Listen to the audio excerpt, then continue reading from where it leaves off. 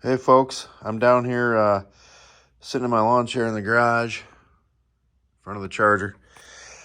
I'm finally doing the curving on my firecore distributor. Now, the specs on this, first off, say your reluctor clearance from the magnet should be 7 to 10 thousandths. Mine was a little big, so I actually adjusted that. First, you loosen that screw you can see right there, and you can adjust the whole armature and magnet you can see over there on the back side. There's a little white thing with you guys know what it is. It's this black thing there, and in the magnet is encased in the white stuff. I don't have third hand to point shit out to you, so you can see it's a shiny piece in there in the little white square. But between all 8 teeth on the reluctor, supposed to be 7 to 10 thousandths. Mine was bigger, but I loosened up this screw and adjusted it to a snug 10, and it was fine.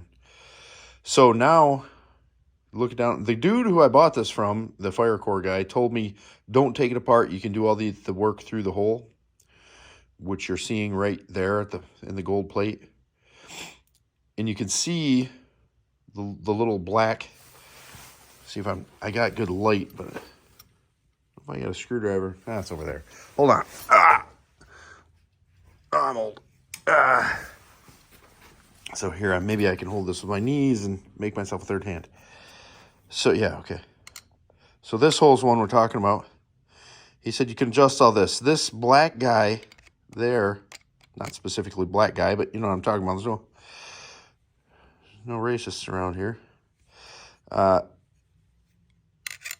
There's a little gold thing. That's the stopping plate, and the black thing that stands up is what your mechanical advance limit. And you see that gold screw go by in the light there?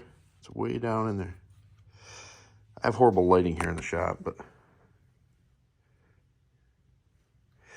fighting with it. There it is. There's that gold screw.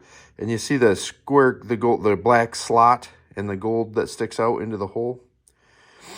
That's the plate that you want to set up your mechanical advance on. So you loosen up this screw. There's one on the 180 degrees on the other side too. And you end up loosening them both up. But they set individually, it appears, as far as I'm working on. So I was able to set this guy. I'm trying a 0.10 is about what I think I need. Okay? So where I'm going to experiment with first.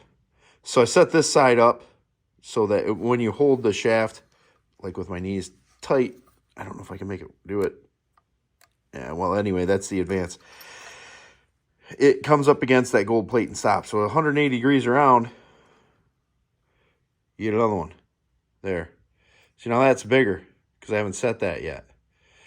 But the cool part is you only have to set one of them, really, because that'll stop your advance. And then you can just loosen up this one and bring it to the black L-shaped piece of metal, if you understand what I'm saying. Once you get one side set, the other side is pretty easy to set. What I did was see that red thing on the paper towel? That's one of those little measurements in the other video that I showed you. One of the little things they give you, or they send you. But the smallest one's 14 degrees. This was 20. What I did is clip the end off square-ish and then sanded the shit out of it until it was about a tenth of an inch. I locked this guy, and that's a tenth of an inch. So that's what I set that gap up to, using this guy as a probe. And then the other side is already loose, and I'll set that.